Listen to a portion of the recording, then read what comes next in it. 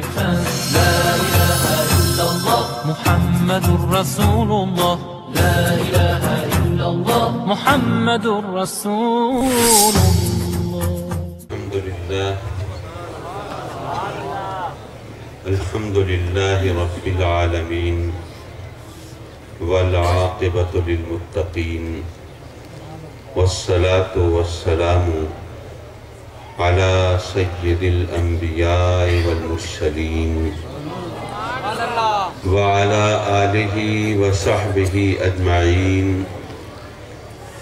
أما بعد فأعوذ بالله من الشيطان الرجيم. بسم الله الرحمن الرحيم. إنما يخشى الله من عباده العلماء. صدق الله مولانا العلي العظيم وصدق رسوله النبي الأمين ونحن على ذلك لمن الشاهدين والشاكرين والحمد لله رب العالمين.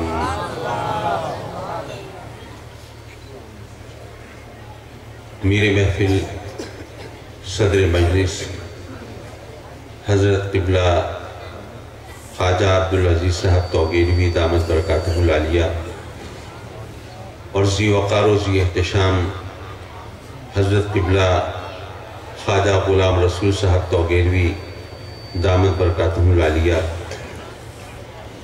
حضرت قبلہ پیر سید خلیل الرحمن شاہ صاحب دامت برکاتہ العالیہ، حضرت صاحبزادہ محمد سلیم صاحب توگیروی زیدہ مجدہم،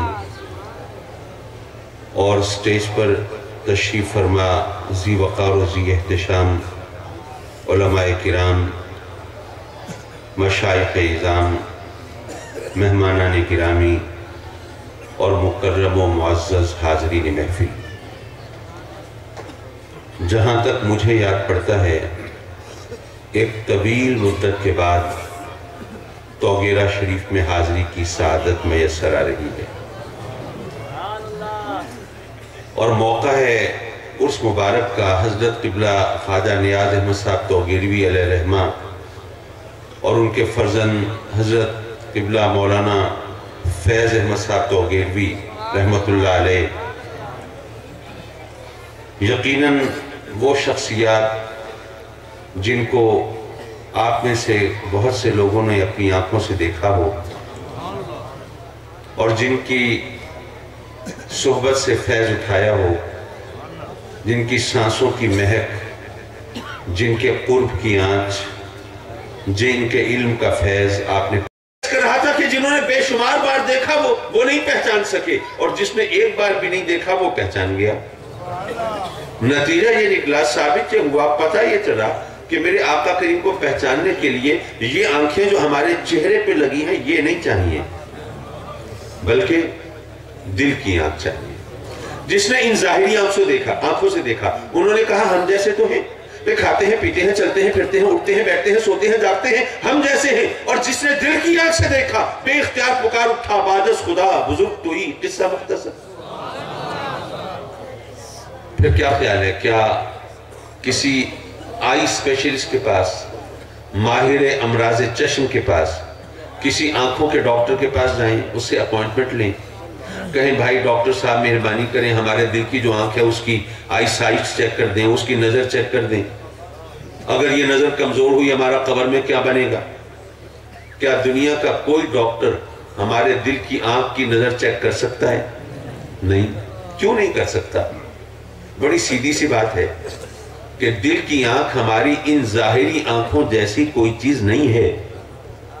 پھر وہ کیا ہے؟ یارو وہ چشم الفت ہے، وہ محبت کی آنکھ ہے. پتہ چلا کہ قبر میں آقا کریم کو وہی پہچان سکے گا جس کے سینے میں سرکار کی محبت ہے. جو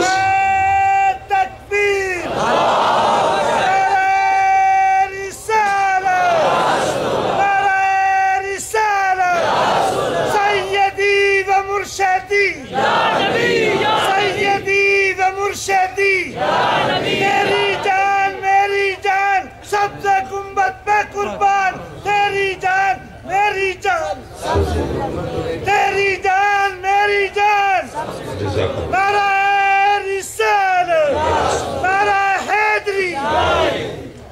حضرات مکرم، پتہ یہ چلا کہ قبر میں وہی پہچان سکیں گے جن کے سینوں میں آقا کریم کی محبت کی شمع فیروزہ ہے۔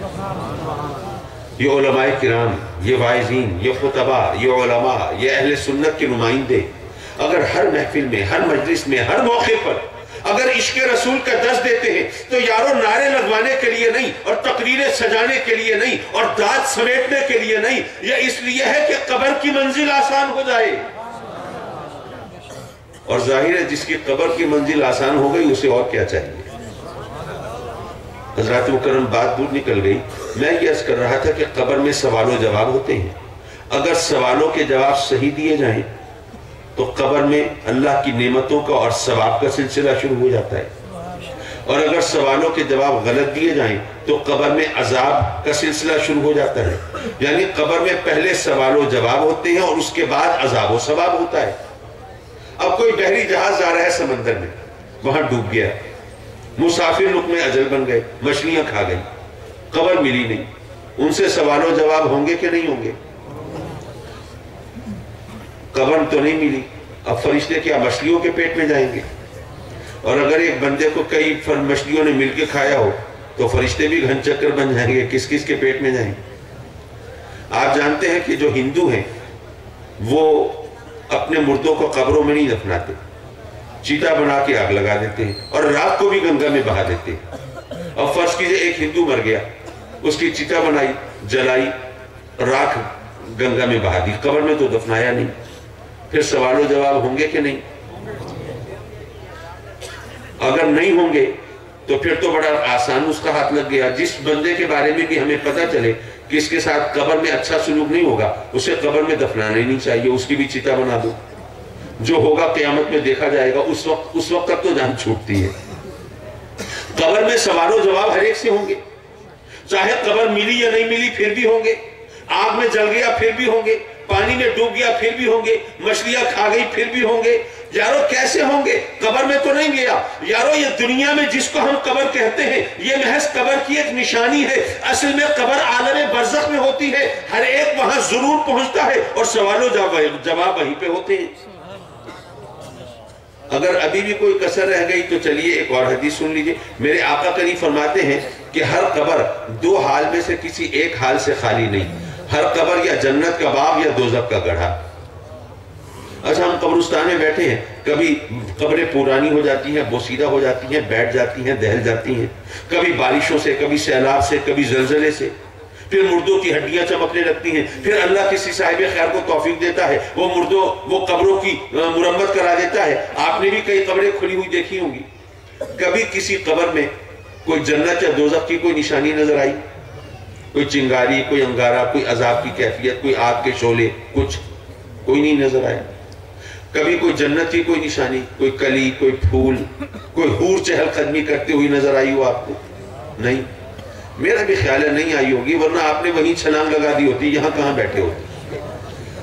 یارو آقا کریم کا فرمان ہر قبر یا جنت کا باغ یا دوزخ کا گڑھا، لیکن ہمیں کسی قبر میں جنت یا دوزخ کی کوئی نشانی نظر نہیں آئی۔ کیوں؟